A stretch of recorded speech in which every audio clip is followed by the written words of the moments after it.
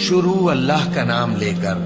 جو بڑا مہربان نہایت رحم والا ہے۔ جب سورج لپیٹ لیا جائے گا اور جب تارے بے نور ہو جائیں گے اور جب پہاڑ چلائے جائیں گے اور جب بیاہنے والی اونٹنیاں یوں ہی چھوڑ دی جائیں گی اور جب وحشی جانور جمع کیے جائیں گے اور جب سمندر آگ ہو جائیں گے اور جب روحیں جسموں سے ملا دی جائیں گی اور جب اس بچی سے جو زندہ دفنا دی گئی ہو پوچھا جائے گا کہ وہ کس گناہ کے سبب قتل کر دی گئی، اور جب اعمال کے دفتر کھولے جائیں گے اور جب آسمان کی کھال کھینچ لی جائے گی اور جب دوزخ کی آگ بھڑکائی جائے گی اور جب بہشت قریب لائی جائے گی، تب ہر شخص معلوم کر لے گا کہ وہ کیا لے کر آیا ہے۔ پس میں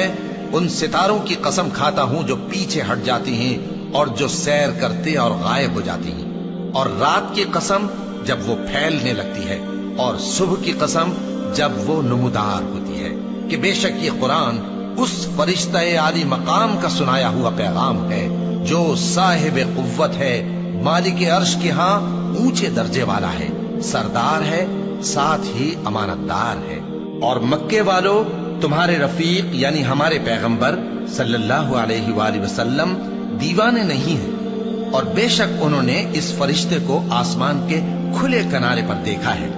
اور وہ غیب کی باتوں کے ظاہر کرنے میں بخیل نہیں، اور یہ کسی شیطان مردود کا کلام نہیں ہے۔ پھر تم لوگ کدھر جا رہے ہو؟ یہ قرآن تو تمام جہانوں کے لیے نصیحت ہے،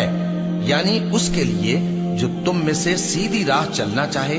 اور تم لوگ کچھ بھی نہیں چاہ سکتے مگر وہی جو اللہ رب العالمین چاہے۔